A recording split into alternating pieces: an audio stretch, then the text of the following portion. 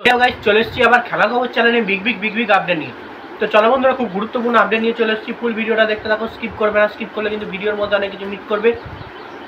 এবং এই খেলার খবর চ্যানেলে যারা নতুন আছে অবশ্যই এই খেলার খবর চ্যানেলটাকে সাবস্ক্রাইব করে পাশে থাকো, ঢং করে বাজিয়ে দাও, আর বেশি বেশি লাইক এবং কমেন্ট করে দাও, যাতে মোটিভেট হয় তোমাদের এই খেলার খবর চ্যানেলে আমি ফার্স্ট আপডেট দিতে পারি।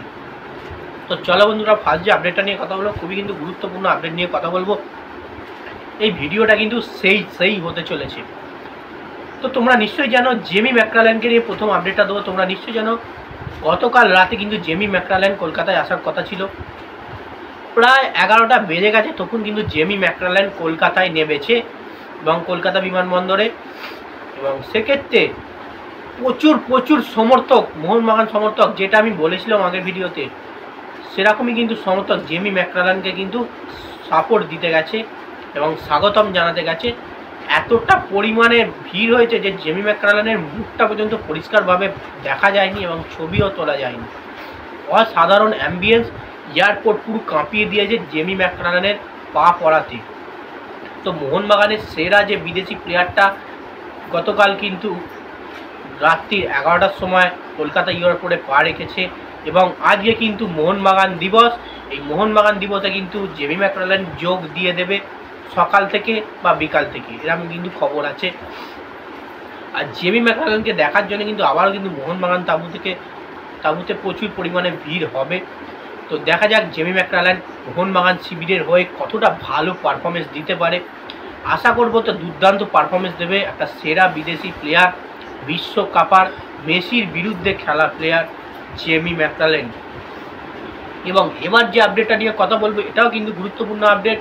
এটা হচ্ছে জেসন কামিংসকে নিয়ে। জেসন কামিংস এও কিন্তু বিশ্বকাপার গতকালে গত বছর ছিল, এবছরেও রয়েছে। এই জেসন কামিংস কিন্তু প্রচুর মধ্যরাতে কিন্তু চলে এসছে মোহনবাগান শিবিরে যোগ দিতে কলকাতা এয়ারপোর্টে। জেসন কামিংসকে স্বাগতম জানানোর জন্য প্রচুর পরিমাণে সমর্থক গেছিল কলকাতা এয়ারপোর্টে স্বাগতম জানানোর জন্য। এবং রাত প্রায় 2টো নাগাদ কিন্তু জেসন কামিংস কলকাতা বিমানবন্দরে এসেছে এবং কলকাতার মাটিতে পা রেখেছেন আবার সেকেন্ড সিজন খেলার জন্য মোহনবাগানের হয়ে। তো জেসন কামিংসও অসাধারণ একটা প্লেয়ার। তোমরা নিশ্চয়ই জানো লাস্টের দিকে, হয়তো প্রথমের দিকে কিছু খারাপ খেলছিল কিছু প্রবলেমের কারণে, লাস্টের দিকে সে কিন্তু বুঝে নিয়েছিল কীভাবে খেলতে হবে। তারপরে তার পারফরমেন্স কিন্তু সেরা ছিল, সেই তো জানি না কতটা ভালো এবারে মোহনবাগান দল পারফরমেন্স দেবে। যতক্ষণ না পুরো দলটা একসঙ্গে খেলতে নামছে, অসাধারণ পারফরমেন্স দেখতে পাচ্ছি, ততক্ষণ কিন্তু কিছু বলা যাচ্ছে না। তো এবার যে আপডেটটা নিয়ে কথা বলবো এটা হচ্ছে আনোয়ার আলীকে নিয়ে। পিএসজির কাছে যে জিনিসটা গেছে সে খবর কি, প্লেয়ার স্ট্যাটাস কমিউনিটি এখনও পর্যন্ত আনোয়ার আলীকে নিয়ে কোনো রকম আপডেট কেন দিতে পারছে না। তো বন্ধুরা, হয়তো আপডেট যদি দিয়েও থাকে মোহনবাগান শিবির থেকে, এখন কিন্তু এতটা পরিমাণেই চাপ তারা কিন্তু খবরটা লিক করতে পারছে না বা রিভিল করতে পারছে না। কারণ সামনেই মোহনবাগান দিবস, প্রচুর পরিমাণে প্লেয়াররা সব চলে আসছে, প্রচুর পরিমাণে ভিড় হচ্ছে মোহনবাগান তাঁবুতে। মোহনবাগান কর্মকর্তারা কিন্তু প্রচুর পরিমাণে ব্যস্ত এখন, যেহেতু মোহনবাগান দিবস একটা বিশাল দিন, 29শে জুলাই।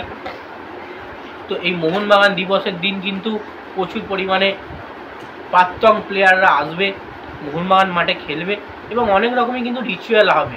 তো সেক্ষেত্রে কিন্তু আনোয়ার আলীর ব্যাপারটা নিয়ে এখনও পর্যন্ত কিছু সেরকম বলতে পারছে না মোহনবাগান ম্যানেজমেন্ট।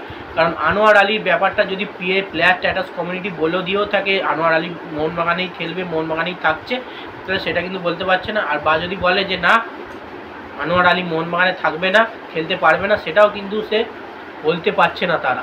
তো সেক্ষেত্রে একটু ওয়েট করে যেতে হবে আমাদের। আনোয়ার আলীর খবরটা অবশ্যই আমরা দেখতে পাবো।